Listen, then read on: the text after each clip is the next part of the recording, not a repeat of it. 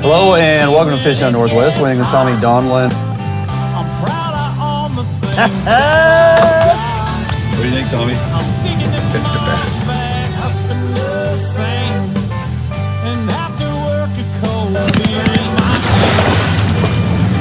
Nice one.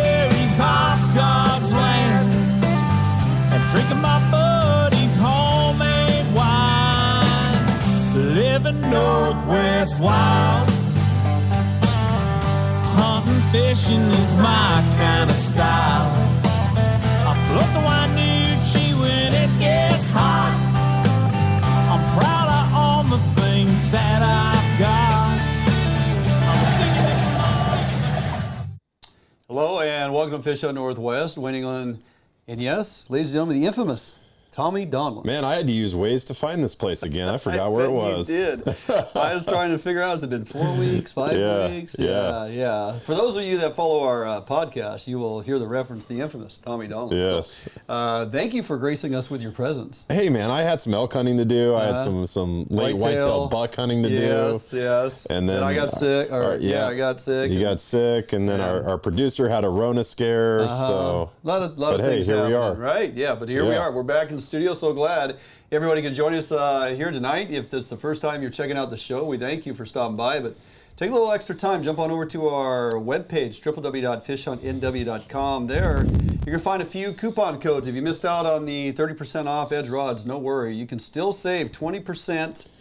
And I think over there they even got some 40% specials taken off as well. But for us, FHN20 is your coupon code to check out. You're going to save 20% on all your fishing rods not already assigned to another reduced or discount coupon. And then, of course, Phelps Game Calls. Check out everything on that coupon. Click on that. It takes you right to Phelps Game Calls. Fish Hunt NW10. You're going to save 10% on all calls, and we're in the midst of waterfowl season. Mm-hmm. Finishing up a little bit on some late muzzleload, late archery. There's things happening, man. So there is. Good reasons to get those calls purchased and or use them as stocking stuffers or Christmas gifts. You can't go wrong in that regard. So, hey, it's nice to be back together, back in studio here. It is. Good to see you. Good to see you, man. How about the weather this week? I talked about it last week. I was talking about even referencing something like in the backyard here that I keep tabs on, say the Satsop River. Projected to go up to about 26,000. It finally crested at 31. I mean, we got dumped on. And what, so fishable is under 10, right? Ish? What's fishable for that? If you're in a drift boat, man, it's 3,500. Yeah, way below. Okay. Yeah. It was at 950 before this whole thing started. And 950 was comfortable. 1,000 CFS, great. 31,000, not so much. Yeah, right? Unreal. Everything's closed down due to ongoing negotiations and, of course, the weather. So the weather is going to find its way out of here, and things are going to begin to drop. And hey, man, we're just kind of waiting with bated breath. Meetings are ongoing, Tommy, within this Grays Harbor region. We could find an announcement tomorrow. It might get delayed through the weekend, but I'm hopeful, and those folks I'm talking with, that we're going to get something. All is not lost, as I like to say. We may find ourselves back on the riverbanks. What it looks like exactly, we get that announcement tomorrow by next Monday. I assure you next Thursday, we will completely walk through that, unpack it, show everybody what we get to go do. So, tons to get through tonight, buddy. And even though we're not fishing in this region, not doing stuff, we got tons to talk about. There's always something going on. Always something going on. We got 3 great guests lined up this evening. You guys are going to enjoy, so let's walk on through it. Running down the show. First time on the show, been friends a long time. We go back clear to the Potski days. Big Dave Manners, Big Dave's Fishing Adventures. Lots of you guys know him. It's steelhead season. We're getting you rigged up and ready. Big Dave's top 3 bank fishing techniques. Then we'll do a second segment with Dave, round 2, getting on the water with Big Dave, top 3 boat techniques when targeting steelhead, and we got a few other questions to throw his way, and we'll see how he does. Coming back to the show because there's just so much going on here. Again, Tommy, Brian Lynn, Vice President Marketing and Communications for Sportsmen's Alliance, Bear and Cougars, and the Commission. I could substitute commission with oh my. Bear and Cougars, oh my. And then we'll continue with Brian clearing up all this this information. The commission's intent and at times their agenda, Tommy, as it refers to bears and cougars. We got to get to the bottom of this and try to clear this up of what truly is happening here. Welcoming to the show then later on, second half late. First time of the show, Wyatt. He's the creator of Northwest Steelhead Junkies. He's here to discuss Oregon, the Rouge South Coast, and Steelhead options. And then we're going to kind of finish it out with Ty, continuing with him on the Rouge South Coast, and retention of wild steelhead. I don't think a lot of people realize retention of wild steelhead still happens, but in that particular region in Oregon, it is happening. And, yes, it is. You know, there's a process and why that's still going on. And, you know, Ty's got his, he's got some great information in regards to that. So I wanted to get him to speak on behalf of that, because he can basically let everybody know what's happening. So, yeah, all is not lost. We got plenty to cover tonight. Lots of content always out there in the wilderness and the outdoors of what it is we try to do. And we've got the guests lined up to bring you the info. So sit back, enjoy. How you like these decorations? Dude, I love it. Huh? Oh, yeah. Isn't this great? This is great. That there's my little Bobby Kratzer Christmas gnome over there on your right. So, all right, good jump out for a quick break. We come back. We're gonna dive in here with Big Dave Manners, and we're gonna talk some steelhead. Don't go anywhere. Back after this break, right here, Fishing Northwest. Defiance Marine is the one-stop shop for the Pacific Northwest angler. Defiance Marine guarantees the best price on a new and best service on a repower for your current boat. Defiance Marine is a Honda Premier dealership and one of the largest on the West Coast. Defiance Marine is a boat dealer who proudly sells Defiance, Allied, and Arima boats. All boats are built by West Coast fishermen for West Coast fishermen. Defiance Marine has all your boating needs to help you get out on the water. If you're looking for the best fishing rods in the world, you really do need to take a look at the Edge rods. I designed and built new machinery, and I think this new machinery has enabled us to build blanks like no other company can build without this equipment. There is no other rods in the world that are as good as these rods. You owe it to yourself to take a good look at them.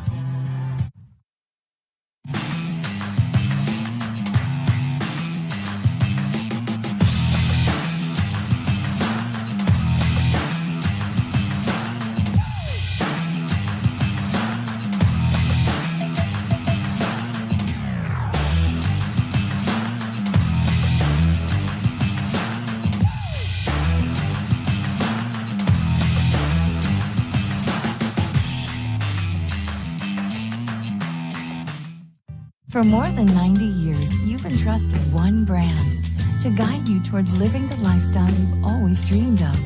Now you can entrust affiliated Better Homes and Gardens real estate professional to interpret your needs and help you find the home in which to live your dreams through every stage of your home buying or selling process. And through every stage of your life, there's Better Homes and Gardens real estate. Expect better. All right, welcome back here to the show, Fish on Northwest, winning with Tommy Donlin. And first guest up tonight, Tommy, you're going to enjoy this guy. He's a character. Big Dave Manners, Big Dave's Fishing Adventures, and of course the Wilson River Lodge. You can find that on Facebook. Check him out, www.bigdavesfishing.com. How you doing, buddy? It's been a while since we caught up.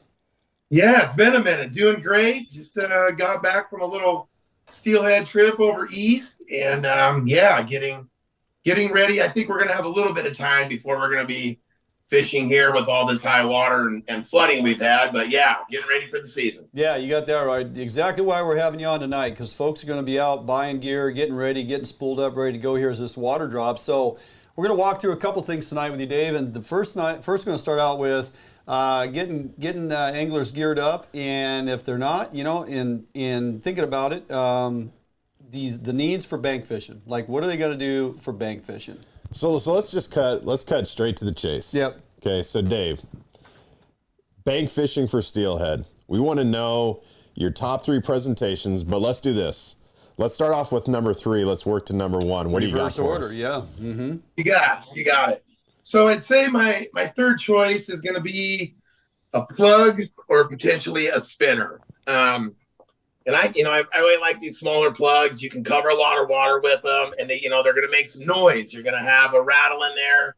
So especially as we all get started in this season, it looks like we're probably going to have some pretty high and dirty water. Mm-hmm. With these, I'm going to work the backs of the tail outs, and then I'm also going to look for those seams on the soft water insides. Same thing with the spinner. and I'm going to look for brighter colors in this dirtier water. These are some of my favorites. And that's probably the first, or I'd say, the third method that I would use. Yep. What's your number two? What's number two? Number two, we're going to go with the bobber and worm or jig. Now, I definitely like these worms more in the dirty water. In the clear water, I'm going to use way more jigs. Sure. And in this, and if you're in this dirtier water, I'm probably going to run a little bit shorter leader too. Here, where I'm running about a 2-foot leader, up to a 3/4 ounce float here, and I'm running this on an egg weight. So I'm going barrel swivel, bead, egg weight, bead to my bobber, to my little indicator, to my bobber bead. Okay, so little bit shorter leader, because sometimes when it's real dirty too, you might not be fishing in the real deep stuff. I might be fishing in the softer water on the inside. Some of these fish that we're going to go after in this early season, I like to call them trail fish, because they might be in the trail that you usually walk down along the river. That's where they may be right now, because the water's going to be big. So, don't be afraid to fish down into 2-3 feet of water, the softest stuff you can find. And a lot of times that's where, these fish are going to be hiding in the big dirty water. Heck yeah. And I would say my number one Let's hear it. is going to be the bobber dogger. Bobber dogger. Yep. When we all, started, it was a lot of drift fishing, and then, we went to the side drifting, which basically we're doing the same thing here. We're getting this down to the bottom, and I run a lot of beads in the big dirty water. This is a big 20 mil right here. And there's multiple ways you can run these beads. You can run a peg. Now, I like to tie this little glass bead in there, and that works as my stop. Okay. And, with this same kind of thing, I've probably got about a 3-foot leader on here, because I'm thinking when we start, it's going to be dirtier, where, if I was doing this in clear water, I may lengthen this leader. And I'm going to a Dave's Tangle Free weight right here to a large fish field. And I tend to like the larger bobber dogger floats than the smaller ones. The smaller ones work great too, but you get a little bit more surface area with this one, where you can really get that current against that bobber and allow this to drag down. And one thing, I'll say on this too, with your weight, you want to make sure that you have a large enough weight on there that you're actually getting down. And I would say that's one of the downfalls that I see people do, is not have enough lead or not enough weight on their bobber dogger. And as far as beads and colors, there's all kinds of beads out there. I like a lot of the soft beads. These are BNRs, and in the dirty water, I'm going to run, a lot more of the solid color beads.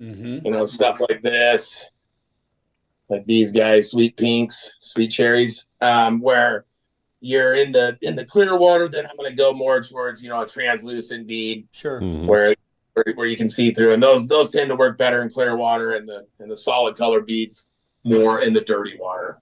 Yeah, makes sense. Completely makes sense. All right, tell you what we're going to do. Great stopping point. We're going to jump out for a quick break. We come back, though, we're going to jump to your top 3 options for when we're on the water, floating via drift boat or raft, whatever. And we'll probably have time to get a few other questions in there to help folks out who are just getting started in this this animal we call the steelhead. So don't go anywhere. We'll jump out for a quick break. We'll be back right here with Big Dave Manners after the break, right here at Fishing Northwest. Allied, the new leader in heavy gauge aluminum boats. Allied boats have standard reverse chine and lifting rakes to help you plane faster and run at lower RPMs. Allied boats have several models to choose from, ranging from a 19-foot Mustang all the way up to a 32-foot Liberator. So regardless of what type of heavy gauge aluminum boats you are looking for, Allied Boats will have it for you. Contact Allied Boats today to learn more about these incredible fishing machines. Sportco, an outdoor emporium, is the largest local outfitter in the Northwest since 1975, providing thousands of people affordable outdoor gear. This summer, make your next outdoor adventure more affordable by shopping at our warehouse-style pricing. We are a local Scotty dealer, offering sales, service, and repair. Located in Fife and Seattle, come visit us today. The outdoors await you.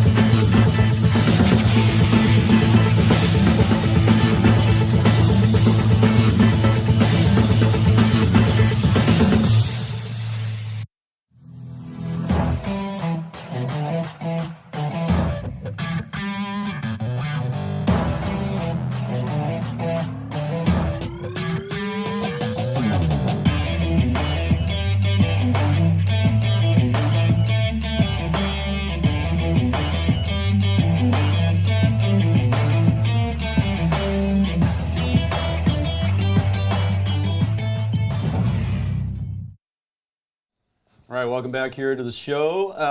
Guests still hanging on, thankfully. Big Dave Manners, Big Dave's Fishing Adventure. So Dave, nice job. Great quick presentation on 3 options to give us for that bank fishing. Now we're going to up the game a little bit here. We'll jump out into a drift boat or a raft or a floating device that you can still fish out of down there in Oregon in most locations. So let's wrap that up, man. Let's dial in for the top 3 picks that you have if we're going to be fishing or going after them out of a boat. Okay. So right here, we're going to run, it's going to be a little bit harder to see, you got the wing out here, but here, we're going to run a diver, okay? Yeah. So how we have this diver set up, we start with the bead, we go to our slider, and I've got about a 6-inch dropper clipped down to my jet diver, and then behind this slider, we're running just a 3-bead chain to a duo snap, and then this, we got a little bit longer leader here, so now we're running about a 5-foot leader. And I'm just going to a small little corky. We could be, this could be a spin and glow, and I'm going to run bait on this. I could run a coon shrimp, but this is going to be my bait rod. Relatively easy to run. Yeah. You can set them out with a line counter. You can stagger them in your boat. And a lot of times you can do this in correlation with a plug, which is going to be, I guess, my second option. So, sometimes I may run a diver out the front and then have my left rod and my right rod be plug rods, and put that bait out in front.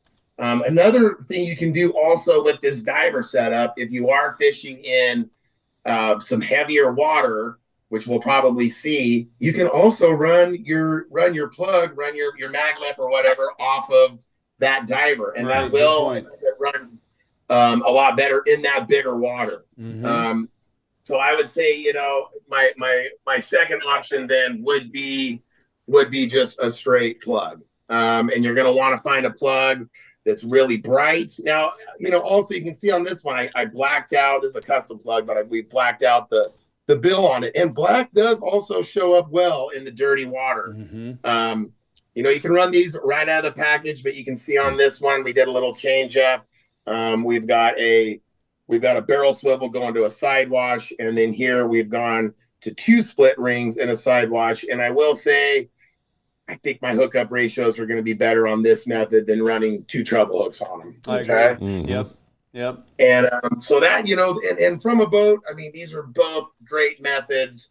But I will say I'm probably going to go back to my bobber darter also in the boat. And this is probably still going to be my number 1 method when we start, especially, obviously if you have 3 guys in a boat, or 2 or whatever, but I will say it works great when I'm running down the river and I have all 3 of these going through a hole in the right spot. If there's a fish in there, someone's going to get bit. I agree. Yeah, that's great. So, and you can this setup is so great. You can fish it from the bank. You can fish it from the boat.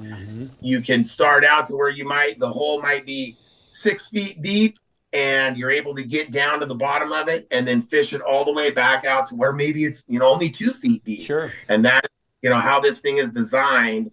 And I'll reiterate on this, make sure you have enough lead, enough weight on this bobber darter to get you down. That's what I see most guys having problems with or don't have success is they're not heavy enough. You want to be able to get down there. So Dave, you mentioned plug fishing, and I think there's a special place in a lot of people's hearts for plug fishing because you're watching a rod and it's working, that plug's working, you can tell it's working, and then all of a sudden it just gets absolutely annihilated, just gets hammered, right? And you watch that takedown happen right before your eyes. And I want to know, what are the mistakes that guys make when you're pulling plugs? Like what have you seen, and tell people what they should avoid. You bet. Two things. One, which I guess the first one would be, or when that plug loads up, you definitely want to let that plug load up. You want that fish to grab it and then turn and go away from the boat. And that's when you first see that plug go off, and it's just wham, wham, that's him. He's got it. And he's just kicking his head back and forth, and you're seeing that thing load up. You need that fish to turn around and start heading downriver. And that's when you'll see that plug rod where it'll bury over. There's line coming off it. Then we just want to get it out of the rod holder and just stay on your reel. That's really it. And I always try to tell my guys to, go to the opposite side. Try to keep an angle on it. Those plugs usually come out whenever the fish is pulling directly out, when that line is coming straight out of their mouth. So you always want to try to keep the angle on them, get to the bank, or get to the edge to where you're going to land the fish. Always try to keep the angle on them so you're not pulling that line directly out of their mouth. The second thing I would say would be, don't be a jerk and jerk. When that rod goes up, don't grab it out of that jerk. And make those shark hooks at them, because you'll guarantee you're going to lose them then.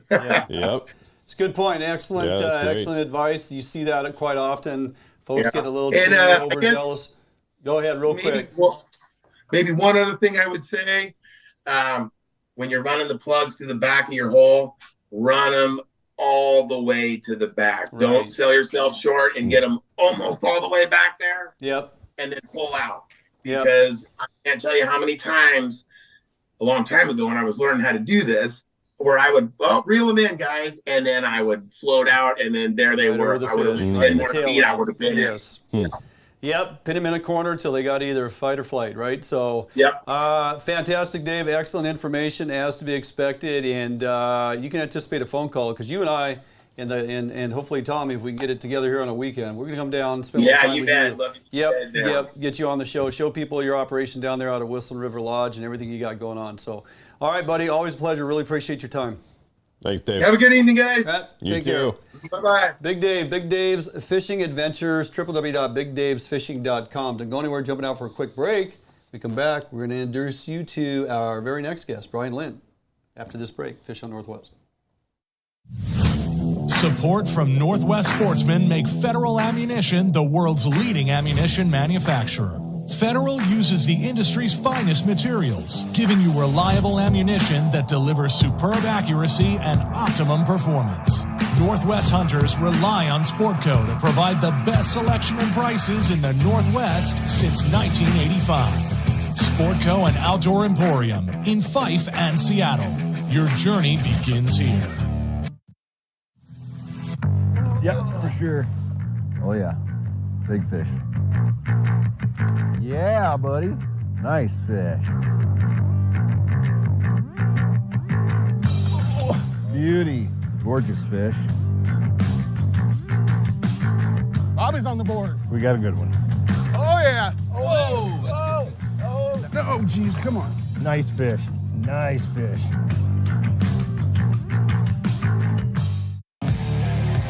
We're gonna show you how to make fishing reels.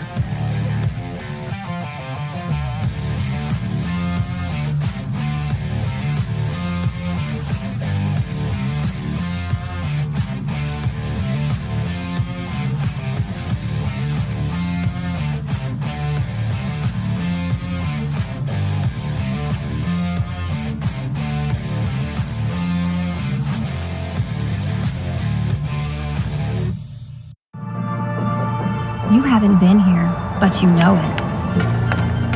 You've heard the sounds, smelled the air, and seen where your heart lands, if not yet. You haven't been here, but you've longed for a destination near or far, where the young and old find rest and excitement, not apart. You haven't been here, but you're on your way to a place not far. ExploreTheDalles.com. All right, welcome back here to the show. Dwayne England, Tommy Donlan, introducing our next guest. Once again, Tommy, no stranger to these studio walls. Brian Lynn, VP of Marketing and Communications at Sportsmen's Alliance. Welcome back, buddy. Thanks for taking time out of your busy schedule. Thank you. Glad to be here. Absolutely. So, hey, as of late, a number of anti-hunting groups. Let me jump back to this one first. Let's see. Let me jump back to this one first. I got ahead. Let's continue. Let's see. I got my sheet messed up here. Okay, yeah. There's been a number of groups coming at the commission once again. These groups, and they're looking back, clear to 2019, 2020, when the commission, if we can remember, passed a vote that set this train wreck in motion here. We got, they allowed a second black bear on the east side, which, okay, that's great. We're favorable on that. And there was also increased cougar harvest, but now they're kind of pulling that back a bit as of late in some of their recent meetings. Do you think they're starting to second guess some of their decision making? I don't think they're starting to second guess the decision that was made. I think it's part of this group that we've seen come into power, and they're pushing their own agenda. And, to reduce opportunity, take opportunity away, over-regulate, and move the needle for what they want to accomplish. So, Brian, last August, there was a really good article written by our good buddy Andy Walgamot at Northwest Sportsman magazine, and the title of that article was WDFW Commissioners Mole Tweaking Bear and Cougar Hunts, right? And so it sounds like now they have this urgency to want to make change, right? But up to this point, they've always said, oh, well, we can't make a decision. We can't have a spring bear hunt until the science is in. So it seems like now they've flopped. What's behind that? An agenda. To try to make logical sense out of Washington's Fish and Game Commission is a folly. I mean, it's you're going to be chasing your tail, and that's literally what we're doing. They have us doing is chasing our tail. They take something away using one premise, want to put it back in using another premise. It's whatever they want, and science be damned. If the science supports them, they run with it and make extrapolations. If it doesn't support them, then they don't care and they just want to push ahead. Well, I think you're on point there, because I'm going to kind of take an excerpt here and some notes I put together.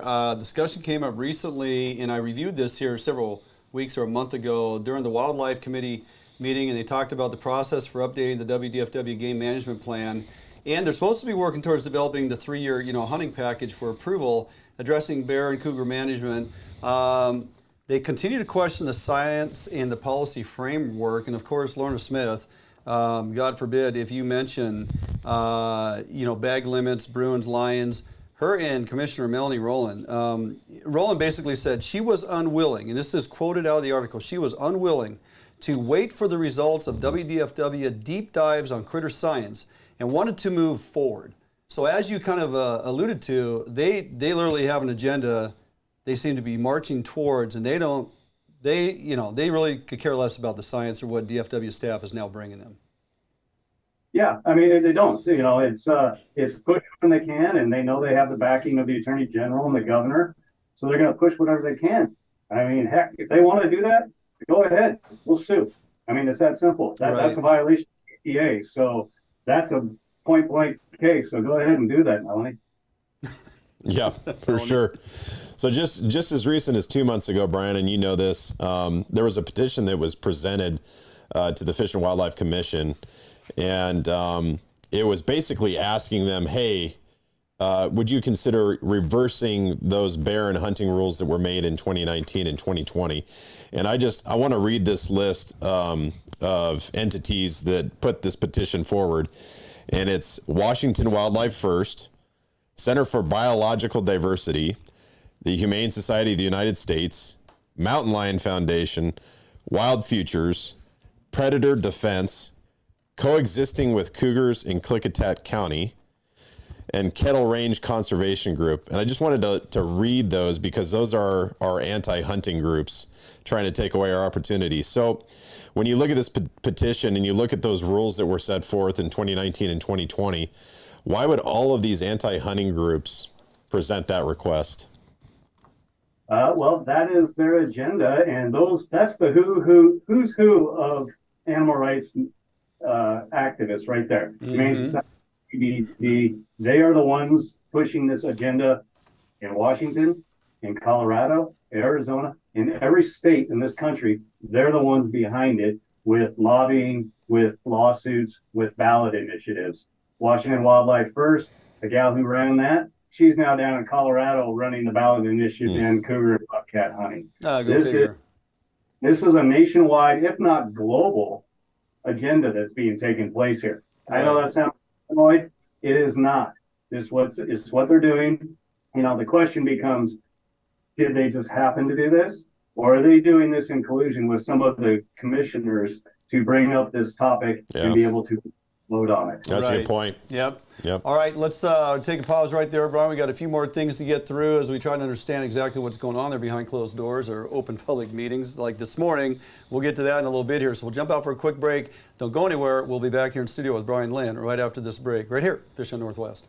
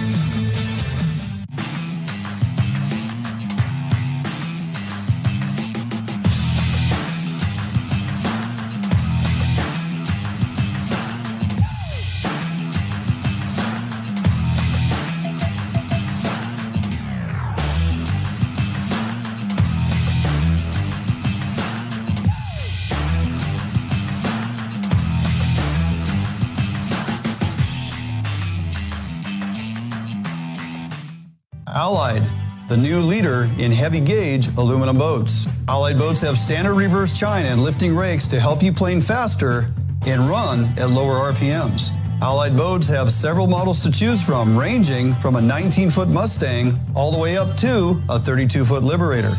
So regardless of what type of heavy gauge aluminum boats you are looking for, Allied Boats will have it for you. Contact Allied Boats today to learn more about these incredible fishing machines. Hey guys, I'm Big Mike. Come on down to the Edge Pro Shop and see me. We've got all the best brands under one roof. We've got Hawken, Pro Cure, Short Bass, Pro Troll, Yakima Bait, Get 'em Dry Jigs, Northwest Bait Scent, Daiwa Reels, North Fork Lures, North Wild, Brad's, Superfly, Rocky Mountain Tackle, and of course, the greatest rods ever built, Edge Rods. All right, welcome back here to the show. Brian Lynn, waiting patiently for us to get back with him. So, Brian, let's continue down this path here. The problem, as a lot of us are, observing month after month, year after year here, is none of this is science-based. This is all emotional cries and just, it's being clouded by their emotions and feelings in their constituents, i.e. all these groups that Tommy just named prior to the break, just hammering on them to get something done. And so you really think they're going to continue to be able to go down this road of pushing through, trying to create policy based on emotions and feelings? I mean, where's this going to land?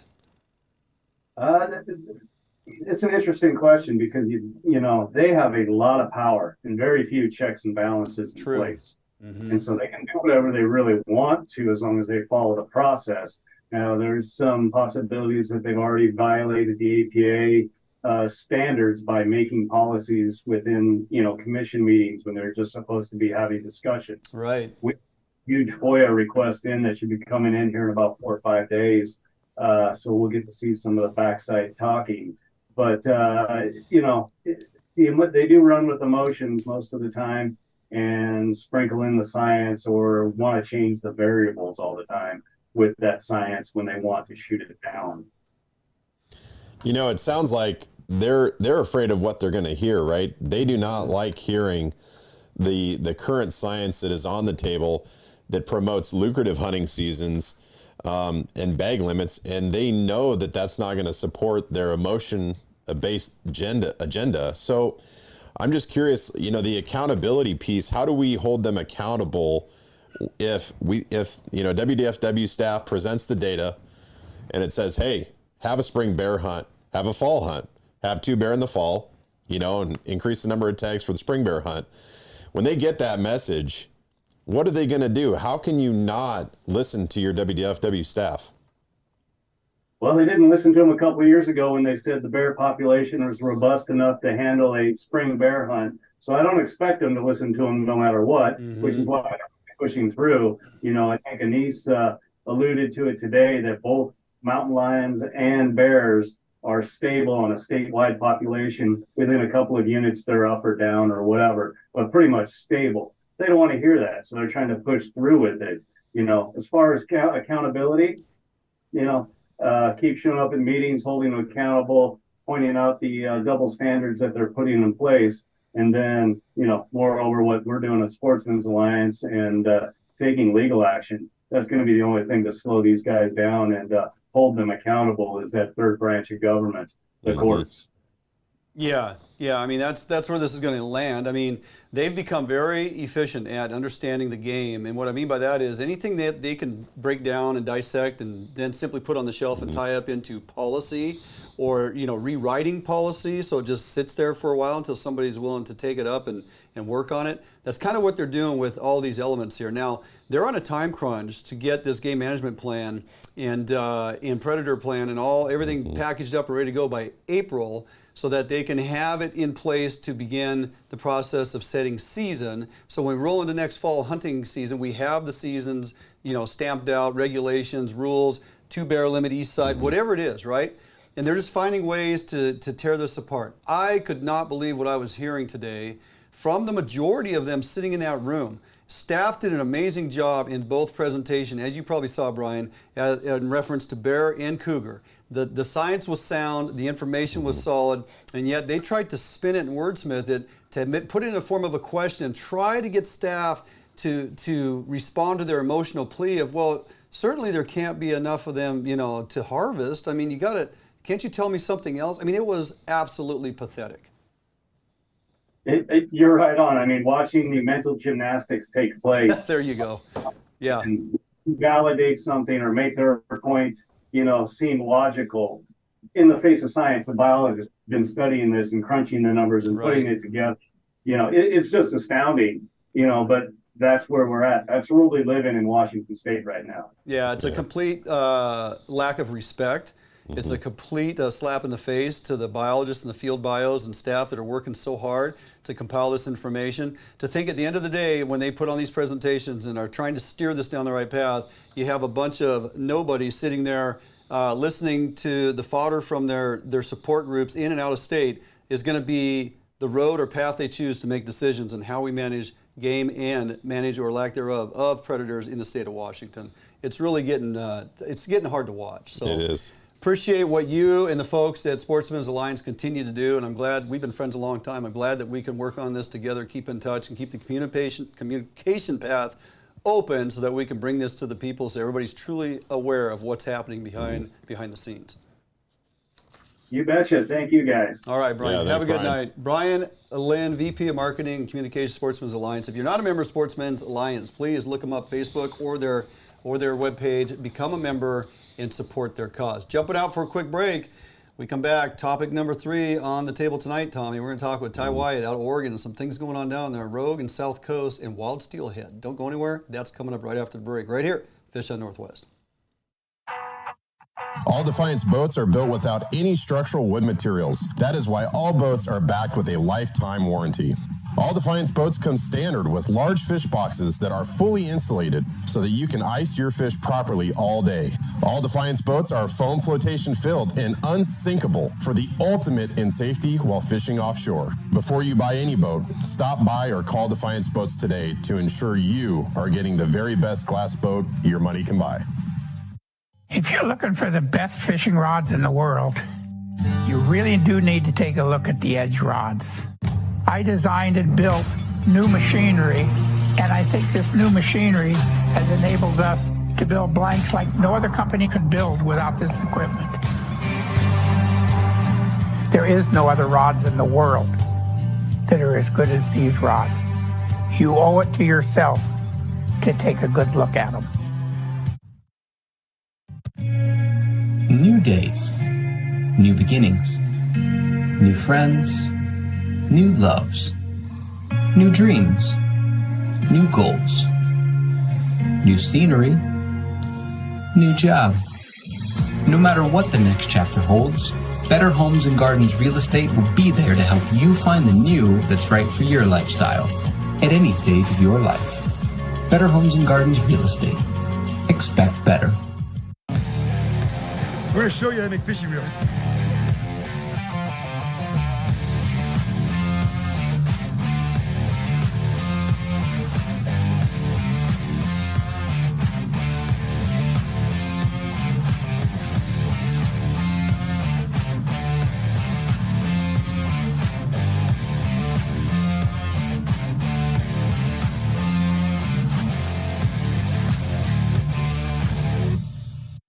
All right, welcome back here to the show. Moving along steadily, Tommy. We just got way too much info to get through. Oh, we do. Never enough time, buddy, go. huh? Okay.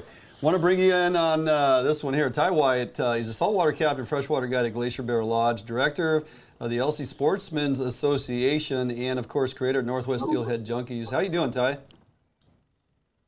Good. How you guys doing tonight? I'm good. Looks like we got you in a small box for some reason, but maybe we'll get that figured out. That's right. Yeah, that's all right. Anyway, hey, you know, we have not been able to keep any wild steelhead here in Washington State going on. I'm thinking back about 15 years or so. Do you think this serves us well when they initiated that here in Washington, or do you think it's more of a problematic issue that DFW has created for themselves? So in 2021, when Oregon revisited what was already open to keep wild steelhead, they created a stakeholder group just to evaluate that cause, right? Should we keep wild steelhead retention open or not? And I think they made the right choice, right? If I look at Washington coastal fisheries now, that would have been a step down measure had we retained the right to keep those wild fish, right? Not advocating for keeping wild fish, but it's a step down measure. Okay. It's one more measure before you have closed fisheries. You know, it is peculiar to compare, you know, that the Washington fishery and the Oregon fishery for steelhead, and how the two states manage it. And the interesting thing is, you know, Washington State has 3 times the population that Oregon does, but Oregon also doesn't have the co-managers as part of that integrated plan. And so, how would you compare the two steelhead fisheries between the two states? I think they're similar except in duration. Like, I think you're dealing with the southern Oregon coast. It's really rugged, it's remote, but it doesn't have the Olympics. And so you have a much longer steelhead fishery on the OP than you do on the southern Oregon coast. Sure. So the opportunity to catch fish in the South Coast is a lot shorter window, right? It's probably a third of the time just because it's that much warmer. Yeah. Yeah, that's valid. So we're going to delve into this Rouge South component. The reason I picked up the phone the other day for you and I to catch up, and I wanted to kind of, you know, dig into that a little bit. But just for those that are not aware, I mean, the majority of Oregon is closed to wild retention on wild steelhead. And, you know, is that the right move? Is that benefiting the fisheries there in that majority of the region that is closed to wild retention? Yeah, that's a good question. You know, those of us that care about wild steelhead, we don't normally care about harvesting. Even for me, I don't care if I kill a hatchery fish. Right. But, you know, being a Washington resident now, and I fish the Washington coast too. Yeah. You know what I don't like? Not being able to fish for them. Yeah. Yep. At the end of the True day, story. You know, so I think a lot of people looked at what was going on in Washington. They said, hey, let's not go down this road because we've had all the same voices, except for in this case, we had an agency. Oregon was all for keeping it open for wild harvest because they didn't feel it was a conservation cause, right? Sure. And I think we have 2 different agencies that have the same number of fish managing steelhead completely differently. And yet you can leave the commanders out of it, because if you look at what just happened on the Willapa, right? It was open for commercial fishing through November 27th, and it's closed to the harvest of wild coho. Now, all of a sudden, there's a conservation concern. So you can't tell me that these agencies are looking at things the same way. Something, we're all dealing with the same impacts of low abundance of steelhead. Sure. No, that's a good point. So, Oregon seems to have a really good hatchery program. They have a really good broodstock program, really low mortality rate with that program at 2%. When you look at those programs, and then you kind of look at that wild steelhead component, is Oregon seeing the pressure from those wild steelhead conservation or preservation groups, that pressure that we see here in Washington, going after our hatcheries, trying to shut down our hatcheries, interfere with operations? Is that happening in Oregon? Oh, absolutely. But what we have is an agency that adopted the wild broodstock program, and they're behind it, right? You have Washington Department of Fish and Wildlife, who doesn't even acknowledge a wild broodstock program. Oh. Mm-hmm. Right? Yeah. They don't even, I've talked to several biologists, they don't even identify that, right? They're like, we have wild broodstock programs, they're integrated. I'm like, no, those are two different things. Yeah. All Interesting. right. We're gonna really jump into this rogue component, South Coast, in the very next segment. So stick around, and go anywhere. Jump out for a quick break. More with Ty Wyatt in understanding the retention of wild steelhead on the south coast of Oregon. After this break, right here, Fishing Northwest. A Northwest favorite for almost 40 years, Arima boats are manufactured with pride in Bremerton, Washington. All Arima boats are built without any structural wood materials. That is why Arima boats are backed with a lifetime warranty. Arima can offer every boat with Honda outboard packages so that you can take advantage of the reliability and 5-year top-to-prop warranty from your Honda outboard. Call or stop by Arima boats today and let them help you get into your very next boat. Yep, for sure. Oh yeah, big fish. Yeah, buddy. Nice fish. Oh, beauty. Gorgeous fish. Bobby's on the board. We got a good one. Oh, yeah. Oh, no, geez, come on. Nice fish. Nice fish.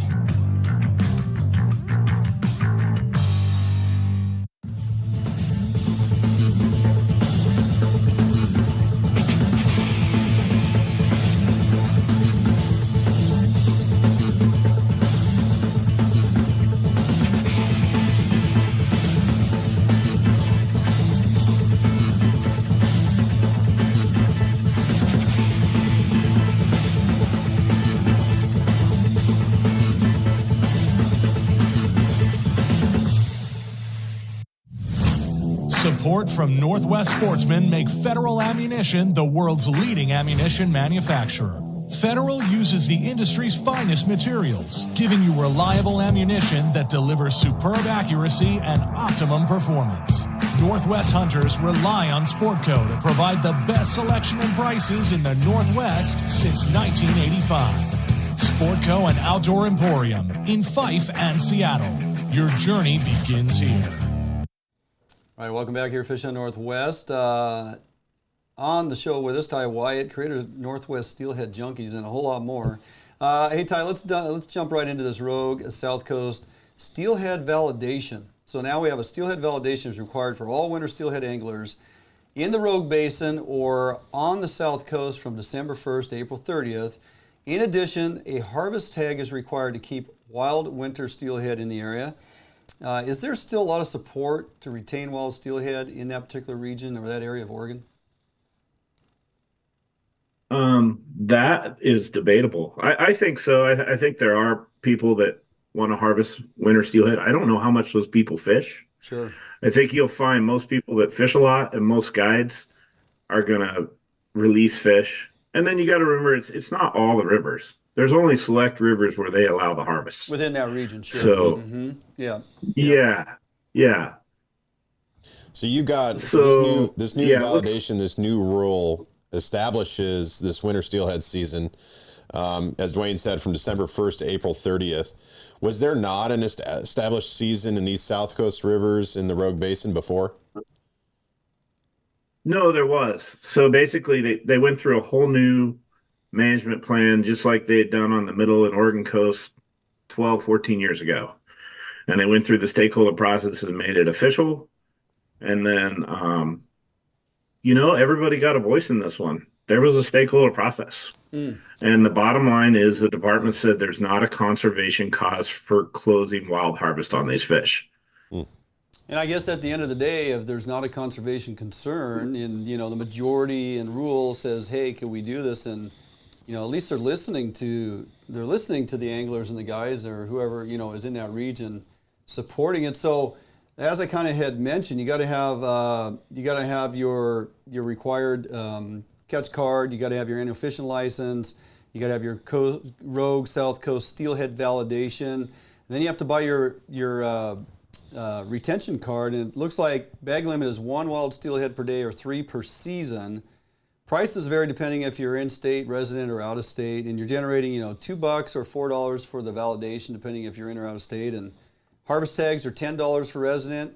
If I choose to go down there and partake in this opportunity and catch and retain a wild steelhead, I got to pay $20 for the non-resident wild steelhead tag plus the other fees and stuff. Is all this money going back into the process of, generating funds to monitor this entire program in that region? Is that what this is all about?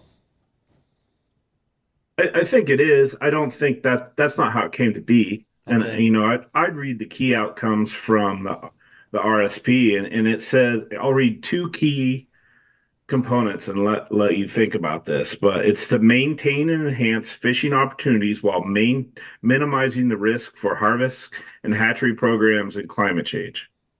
And then the second bullet point that I would emphasize would be strengthen public outreach and engagement in native fish conservation. So what I take out of that is you're creating ownership in a fishery because people can participate in it. Right? In Washington right now, we're losing ownership in all these fisheries because we can't fish. Right. Mm-hmm. People are giving up. So those 2 key points are looking at it from a totally different perspective, not just this is an agency going, you know what, there's conservation by having the public involved. Yeah, no, and that's a good position. In my opinion, that's a key point, right? Yeah, right. Mm-hmm. And so along those lines, because this is kind of an interesting point. So, also from the ODF&W webpage, they say, these new requirements are meant to maintain this unique limited opportunity to harvest a wild winter steelhead, and as such, it helps fund the wild steelhead monitoring in this area. Right. That's an interesting point to me because the question in my mind is, knowing that, are they saying like, hey, we don't have the funds to really manage the wild steelhead or manage this fishery unless we allow the take of a wild steelhead? Are they saying they couldn't generate the funds if it was only catch and release? What's your take on that? My take isn't as much about the money as you just can't count the fish, right? The conditions are just as extreme you have on the OP or more. You go from blown out conditions like we have right now to too low and the fish are spooky, right? So creel, by having anglers fish for the fish, is a data point that you wouldn't have otherwise when you don't fish. Maybe the best data point they have. They're basically relying on snorkel surveys is their best data point for all these populations. Not live red count, live fish counts and red counts like we are in Washington. I think they're onto something. Yeah, that's a very good point. I mean, so far it seems to be working. As you had stated, it's not a conservation issue. There's a lot of folks on board with this. It's generating funds to continue the program and monitoring. And I guess the future will tell, right? I mean, if they're going down the right path, the future will tell if we're managing that particular part of Oregon, that region of Oregon properly. So a pleasure, my friend, to finally get you on the show and break this down. Don't be a stranger. We have a lot more to talk about with your fisheries background and things that we can get into. So appreciate you taking time tonight, buddy.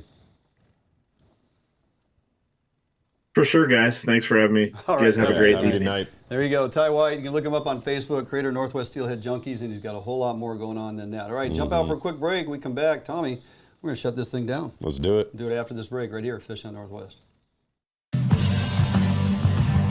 Defiance Marine is the one-stop shop for the Pacific Northwest angler. Defiance Marine guarantees the best price on a new and best service on a repower for your current boat.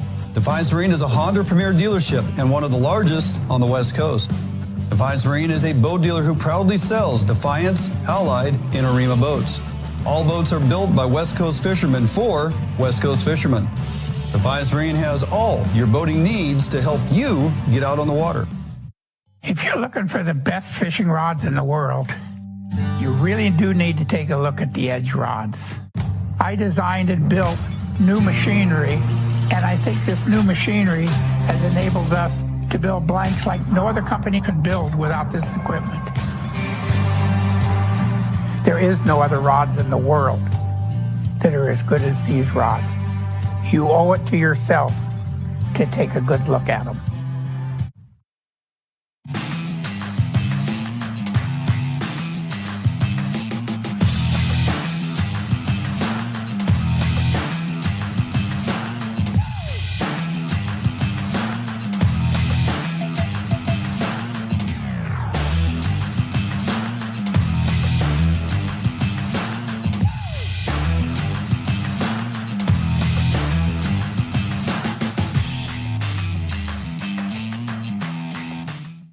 For more than 90 years, you've entrusted one brand to guide you towards living the lifestyle you've always dreamed of. Now you can entrust affiliated Better Homes and Gardens real estate professionals to interpret your needs and help you find the home in which to live your dreams through every stage of your home buying or selling process. And through every stage of your life, there's Better Homes and Gardens real estate. Expect better. All right, welcome back to the show here at Winning with Tommy Dolan. Man, we got to thank all our guests. Yeah, that was phenomenal. That was a great night there of getting through the info, getting through the content. Big Dave Manners and Brian Lynn, of course, finished up there with Ty. A lot of knowledge there. A lot of solid individuals, immersed into their passion, and they really just they bring that out in conversation, and you can just tell they're keeping tabs on this stuff too, as we do, to help you guys truly understand what's going on. Some out in front of us, some of it behind the scenes. So. Before we get out of here, Ty had mentioned it. Willapa River and the Nacelle down there, they've closed all that off now to wild retention. We had a robust preseason forecast coming in, Tommy, where we should be meeting escapement on our wild fish down there. No problem. But even Ty mentioned commercial harvest was going on out there in Willapa Bay and whatnot well into late November. And then all of a sudden they slam the door shut and say, hey, we got a conservation concern. Yeah, right. We don't have a conservation concern if we are in a position where we choose to fish it under escapement. Like, we could shut that faucet off a long time ago. Yeah, exactly. So I would ask that we get a little bit better at monitoring that situation and make sure we're paying attention so we don't have a conservation concern. And also, DFW, get your clam gun, buddy.